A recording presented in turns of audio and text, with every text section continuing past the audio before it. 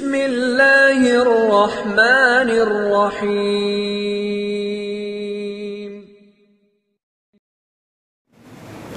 صدق اللہ العظیم۔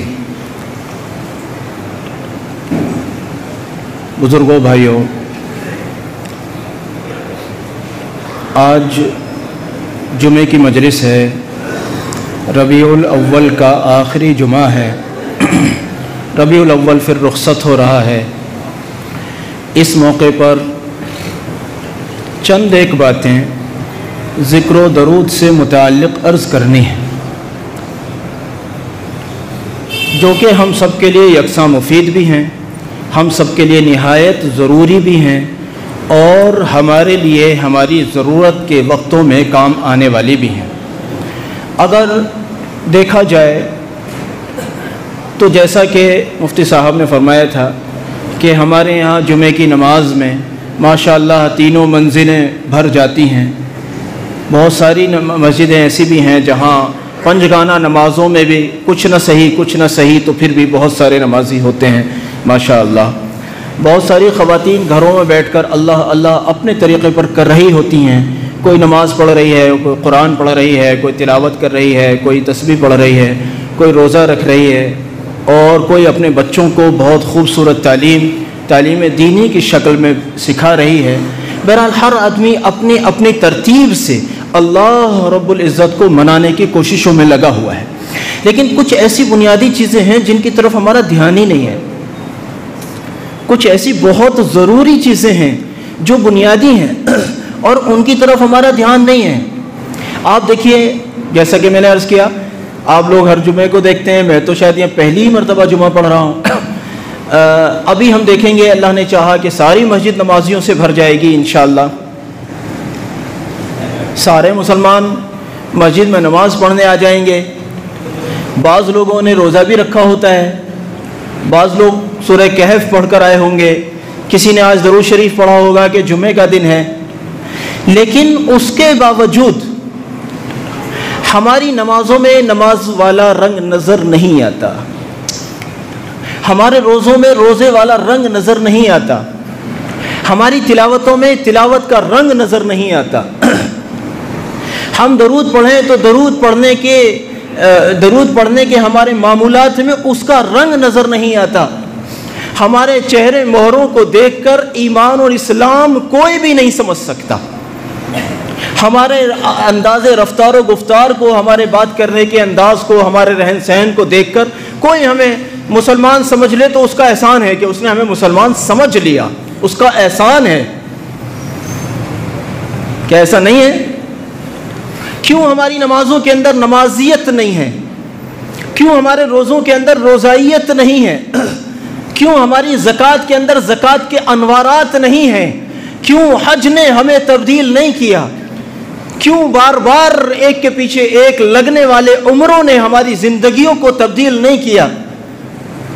کہ پچھلے سال بھی عمرے پر گئے تھے، اس سال بھی جا رہے ہیں، اگلے سال کی بھی نیت ہے، بیوی بھی گئی تھی، بچے بھی گئے تھے، ہم بھی جا رہے ہیں، اور وہ بھی جا رہا ہے، اور وہ بھی، اور ہم دوسروں کی بھی تشکیلیں کر رہے ہیں۔ تبدیلیاں ہماری اپنی زندگیوں میں کچھ نہیں۔ اس کی وجہ آپ جان سکتے ہیں؟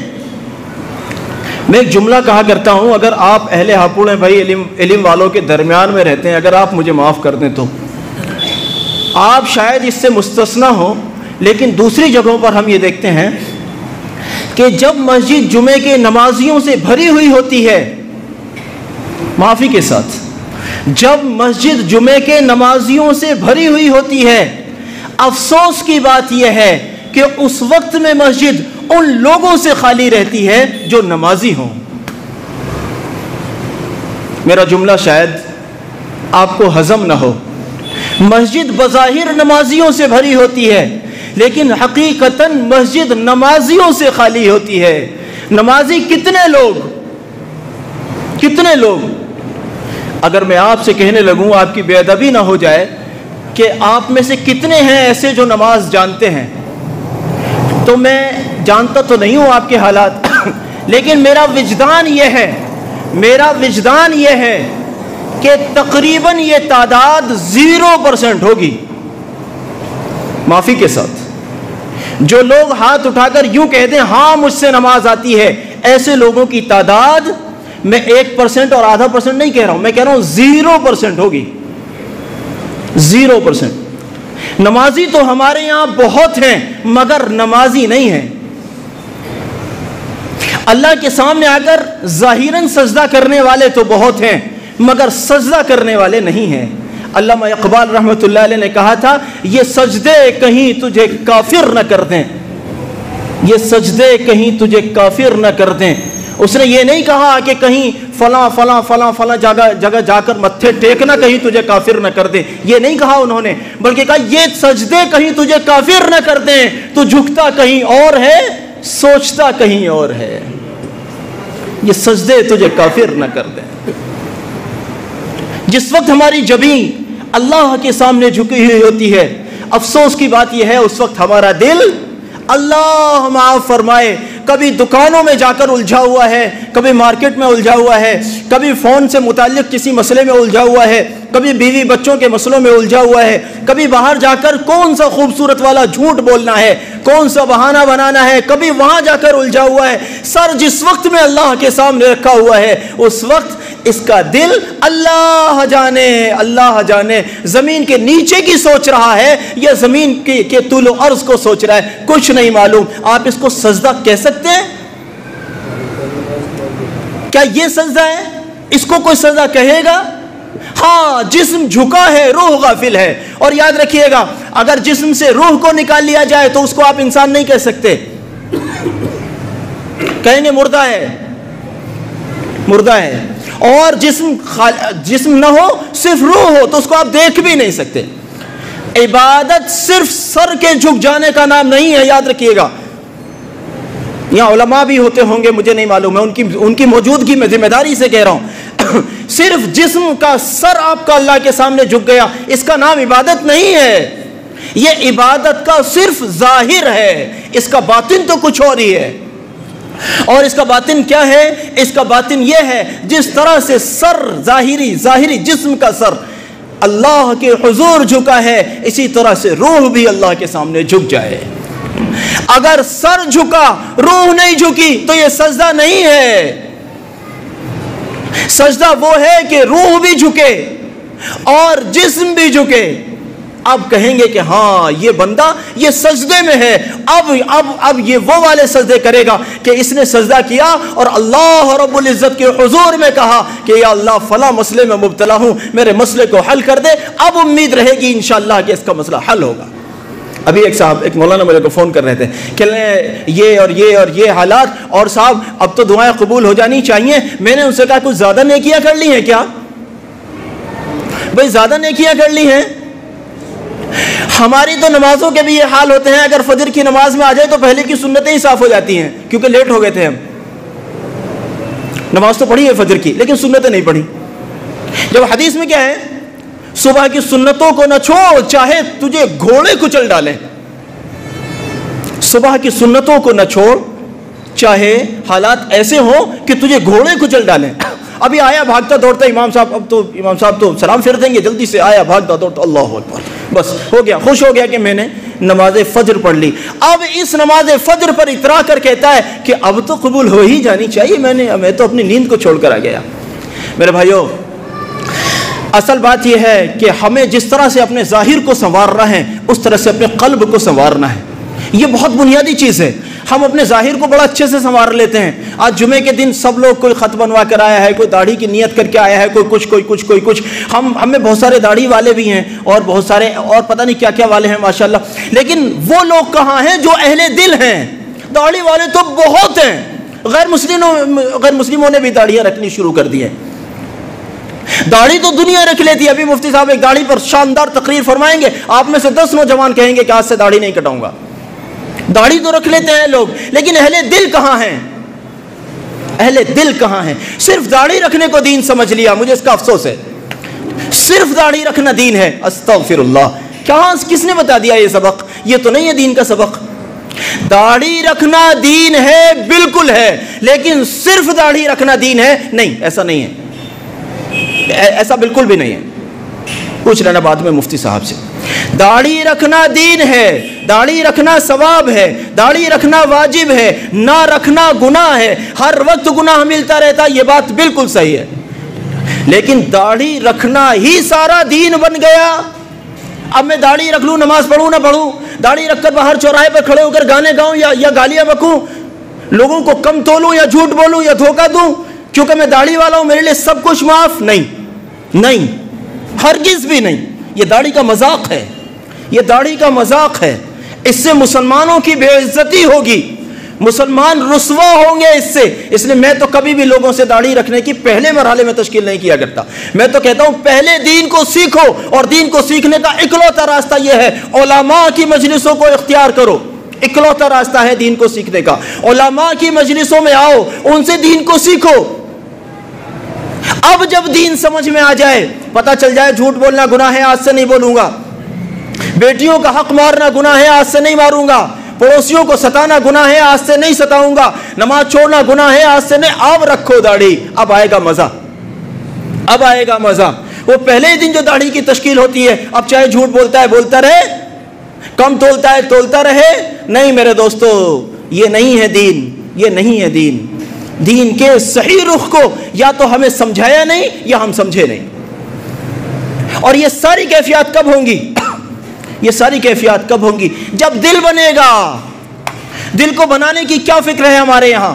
ہم آئے بھاگتے دوڑتے، جمعے کی نماز میں کوئی 2 رکعت پڑھ کے گیا، کسی نے پہلے کی سنتیں پڑھ لی، کسی نے بعد کی پڑھ لی، کسی نے پہلے کی نہیں پڑھی، کسی نے بعد کی نہیں پڑھی۔ کوئی جب آیا تھا جب خطبہ بھی سمیٹ لیا تھا امام صاحب نے، کوئی جب آیا تھا جب اور بھی بعد میں، اور نماز 2 گانا پڑھ کر بھاگ گیا۔ اب دیکھیں گے مسجد اگلے ہفتے دیکھیں گے کہاں بستی ہے۔ میرے دوستو جانتے ہو یہ کیفیت کس لیے ہے؟ یہ اس لیے ہے کہ ہمارے دل میں اللہ بسا ہوا نہیں ہے۔ اور اللہ کیوں نہیں بسا؟ کہ ہم نے اللہ کو یاد ہی نہیں کیا، ہم نے اللہ کو یاد ہی نہیں کیا۔ مسجدوں میں تسبیحیں ٹنگی رہتی ہیں، آپ بھی پڑھتے ہو، میں بھی پڑھتا ہوں، ہمارے بہت سارے بھائی بہن پڑھتے ہیں، ماشاءاللہ بہت مبارک، بہت اچھا عمل ہے۔ لیکن کیا مجھے کوئی بتائے دنیا کا سب سے آسان ترین کام کیا وہ بغیر سیکھے ہو سکتا ہے؟ آسان کام، بہت آسان سا کام، جیسے مثال کے طور پر چھوٹے بچے کا دودھ پینا، کتنا آسان کام ہے، لیکن اس کو بھی دوسری خواتین کی مدد سے اس کو بھی دودھ میں لگایا جاتا ہے۔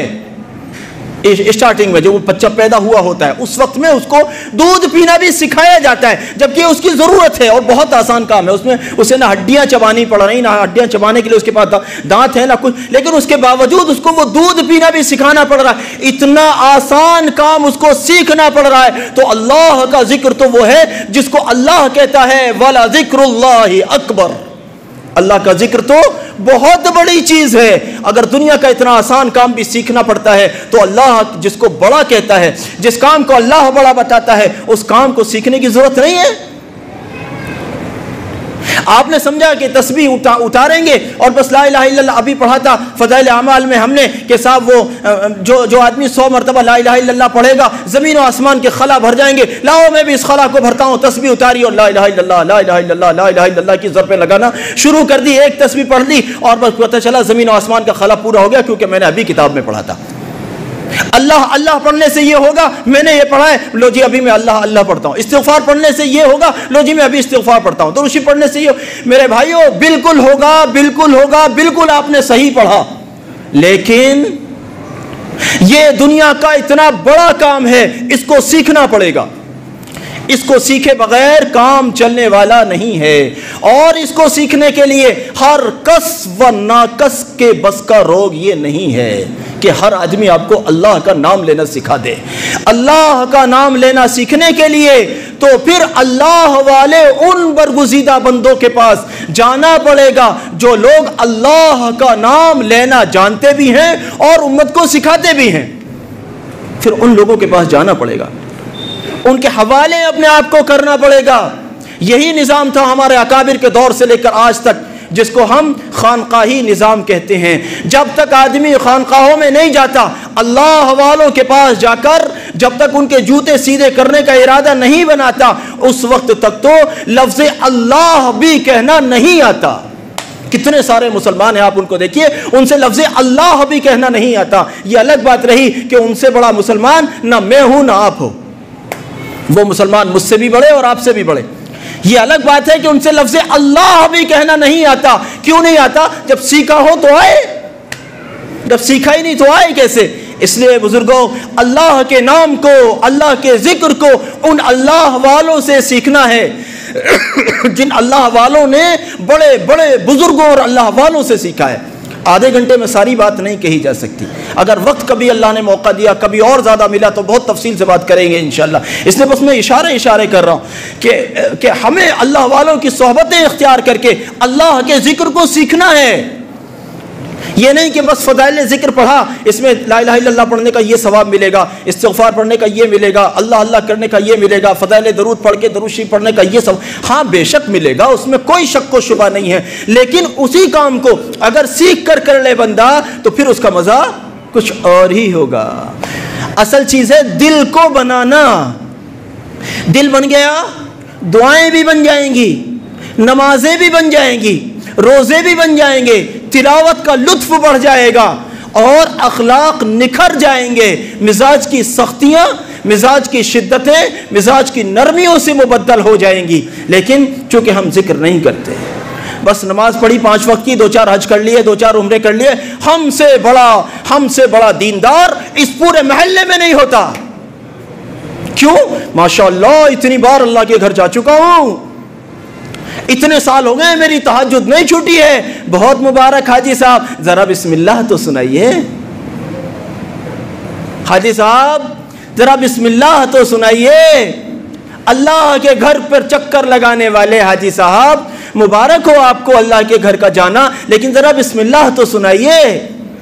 افسوس ہے جو مسلمان مسجد سے نکلتا ہے بسم اللہ پڑھتا ہے، مسجد میں آتا ہے بسم اللہ پڑھتا ہے، گھر پر جاتا ہے بسم اللہ پڑھتا ہے، کھانا کھاتا ہے بسم اللہ پڑھتا ہے، سفر میں جاتا ہے بسم اللہ پڑھتا ہے، سواری پر سوار ہوتا ہے بسم اللہ پڑھتا ہے، بچوں سے بات کرتا ہے بسم اللہ پڑھتا ہے، بیوی کے پاس جاتا ہے بسم اللہ پڑھتا ہے. افسوس ہے وہی مسلمان سے وہی بسم اللہ نہیں آتی. ہے نا ہماری مسلمانیت ٹناٹن؟ ہے نا دمدار مسلمانیت ہماری؟ کہ ہم سے بڑی مسلمانیت تو شاید پوری دنیا. اور پتہ ہے ہمارے دعوے کیا ہوتے ہیں؟ ہمارے دعوے ہوتے ہیں جتنا دین ہندوستان میں ہے اتنا دین پوری دنیا میں بھی نہیں ہے. ہاں ہم جانتے ہیں کتنا دین ہے ماشاءاللہ. ہمارے ہاں ہر مہینے حج اور عمروں پر جانے والوں سے بسم اللہ سن کر دکھاؤ مجھے، میں بتاؤں آپ کو پھر کتنی دینداری ہے ہمارے یہاں. یہ حال ہے محترم، یہ حقیقت ہے. میں کوئی افسانہ نہیں سنا رہا ہوں، کسی پہ الزام نہیں لگا رہا ہوں. جو دیکھ رہا ہوں دن اور رات، آپ مجھ سے زیادہ دیکھ رہا ہوں، آپ بھی معاشرے میں رہتے ہو، آپ کوئی کہیں کسی اور ملک سے تھوڑی آئے ہو. یہی حالات ہیں. اگر ٹائٹ سی اردو مفتی صاحب بولتے ہیں تو ترجمہ بھی پھر خود ہی کریں گے، ترجمہ بھی خود ہی کریں گے. چھ جائے کہ کسی عربی آیات اور روایات کو ہم یاد کرتے، ہم سے اردو تک بھی نہیں آتی. نماز تو پھر بھی چلو، نماز پڑھنے کے لیے تھوڑی سی اردو کی کتابیں پڑھنی پڑتی ہیں. اس لیے عزیز بزرگوں، بات کا خلاصہ یہ ہے کہ دین کو سیکھنا بھی ہے اور اللہ کے ذکر کو اتنا کثرت سے کرنا ہے کہ اللہ کا ذکر ہمارے دلوں کے رنگ ڈھنگ کو بدل کر رکھ دے. اگر اللہ کا ذکر نہیں ہے نا تو بس اٹھک پٹک کسی وہ نماز ہوتی ہے ہماری، اور بس تو چل میں تجھ. اگر امام صاحب ذرا تھوڑا سا لمبا پڑھ دیں تو ہو پھر تو پتہ نہیں کتنے سارے حرج ہو جاتے ہیں اور کیا کیا ہو جائے. لیکن اگر ہمارا دل بنا ہوا ہوگا نا، میں قسم کھا کر کہہ سکتا ہوں پھر سجدوں کا لطف بدل جائے گا، پھر دعاؤں کا مزہ بدل جائے گا. تلاوت اسی قرآن کی کر رہے ہوں گے جس کی تلاوت کرتے کرتے داڑیاں سفید ہو گئی ہیں، لیکن اب جب ذکر کرنا ہم سے آ گیا ہے، اب قرآن کی تلاوت کا مزہ ہی بدل گیا ہے. قرآن وہی ہے، پڑھنے والا بھی وہی ہے، بس کیا ہے، پڑھنے والے نے اپنے تعلق کو ذکر کر کے اللہ سے قائم کر لیا ہے. فرق یہ ہے، اب تک تو ایسے ہی تھا، بس جیسے چل رہی تھی گاڑی چل رہی. اس لیے بزرگوں، بھائیوں، عزیزوں، اللہ کے ذکر کو اتنا زیادہ کرنا ہے، اتنا زیادہ کرنا ہے، اتنا زیادہ کرنا ہے، لوگ تمہیں دیوانہ اور پاگل کہنے لگے. اور اللہ کا ذکر کرنے کے لیے کسی تسبیح کی ضرورت نہیں ہے کہ جی میں بازار میں رہتا ہوں ہر وقت کیسے تسبیح پڑھوں، کوئی مسئلہ نہیں. کوئی مسئلہ نہیں. آپ مسجد میں بیٹھے تسبیح پڑھیے, آپ بازار جا رہے تسبیح کو جیب میں رکھیے. اس زبان کو کسی تسبیح کی ضرورت نہیں ہے. یہ زبان تو بغیر ہاتھ میں کسی کاؤنٹر یا کسی دانے والی تسبیح کے لیے بغیر, یہ زبان تو ہر وقت چل سکتی ہے. اور جب ذاکرین اگلی منزلوں کو طے کرتے ہیں تو پھر انہیں زبان بھی ہلانے کی ضرورت نہیں پڑتی. ان کا دل دھڑکنوں کے ساتھ اللہ کو پکار رہا ہوتا ہے. اس طرح سے جب ہم اس طرح سے ذکر کو سیکھیں گے, دراصل یہ سیکھنا پڑے گا بھائی. دیکھو, میرا بیان کر لینے سے, آپ کے بیان سن لینے سے ذکر کرنا آنے والا نہیں ہے. یہ بات میں آپ کو بتا کر جا رہا ہوں. اس کو تو کسی اللہ والے کی مجلس میں جا کر باقاعدگی کے ساتھ اپنے آپ کو اس اللہ والے کے حوالے کرنا ہوگا. اس کے بعد یہ ذکر کہیں جا کر اللہ جانے کوئی کتنے سال میں, کوئی کتنے سال میں تھوڑا سا سیکھ پاتا ہے. یہ اتنا مشکل سفر ہے, لیکن بڑا آسان بھی ہے, بڑا آسان بھی ہے. بات کیا ہے کہ آسان ان کے لیے ہے جو سیکھنے پر آ جائیں, اور جنہیں سیکھنا نہیں ہے تو ان کا تو یہ ہے تو ہی نہ چاہے تو بہانے ہزار ہیں. اس لیے آج سے جہاں آپ یہ نیت کریں کہ ہم انشاءاللہ سارے اعمال کا اہتمام کریں گے, وہیں اس کا بھی اہتمام کریں, اس کی بھی نیت کریں کہ ہم اللہ رب العزت نے چاہا ذکر صرف کریں گے نہیں بلکہ ذکر کو سیکھیں گے اور سیکھ کر کریں گے انشاءاللہ. ٹھیک ہے, پکی بات رہی. جہاں بھی آپ کو آسان لگتا ہے, جو بھی آپ کی نگاہ میں اللہ والے ہیں, جو بھی ہیں آپ کی نگاہ میں, مجھے نہیں معلوم آپ کے یہاں بڑے بڑے لوگ ہیں, آپ کے یہاں تو بھائی اللہ والوں کا شہر ہے, بڑے بڑے مدرسے ہیں ماشاءاللہ, ساری دنیا ان بزرگوں کی نسبت سے جانتی ہے. تو ان بزرگوں کو مجھ سے زیادہ آپ جانتے ہوں گے. میں نے تو یہاں کبھی پڑھا نہیں ہے, اس لیے یہاں کے لوگوں سے میں زیادہ واقف نہیں ہوں. تو ان بزرگوں کے میں سے جس کو جہاں بھی, چاہے یہاں چاہے جہاں, جس کو جہاں اطمینان ہوتا ہو, جس کو جہاں لگتا ہو کہ یہ شخصیت بزرگ ہے, وہاں جاؤ, اپنے آپ کو ان کے حوالے کرو. اور کیوں حوالے کرو؟ حضرت میں اپنے آپ کو آپ کے حوالے کرتا ہوں, مجھے دین پر چلنا سکھائیے. میں بھی چاہتا ہوں میرا دل دھڑکنوں میں اللہ کو پکارنے لگے, مجھے وہ سبق دے دیجیے. کریں گے انشاءاللہ. اللہ رب العزت اس کی توفیق عطا فرمائے. اور آپ نے جو یہ ارادہ کیا ہے, اس ارادے کے لیے آپ کے ارادے کرنے کو قبول فرمائے. بس یقین جانیے گا, جب آپ ذکر کرنے لگیں گے پھر ہر چیز کا لطف بڑھ جائے گا, گھر میں سکون آ جائے گا, نمازوں میں رنگ آ جائے گا, مسجدیں آباد, محلے آباد. اور جو ہو رہا ہے نا, اس نے یہ کیا, اس نے وہ کیا, وہ اس سے لڑ رہا ہے, وہ اس سے جھگڑ رہا ہے, اس کو اس سے اطمینان نہیں ہے, اس کو اس سے اطمینان نہیں. انشاءاللہ اس چیز کے لیے کسی بھی شخص کے پاس نہ دعا کرانے جانے کی ضرورت پڑے گی, نہ کچھ اور عمل پوچھنے کے لیے جانے کی ضرورت پڑے گی, بلکہ وَلَا ذِكْرُ اللَّهِ اکبر کے تحت سارے مسئلے اللہ کے فضل سے اسی میں حل ہو جائیں گے انشاءاللہ. وما توفیقی الا باللہ.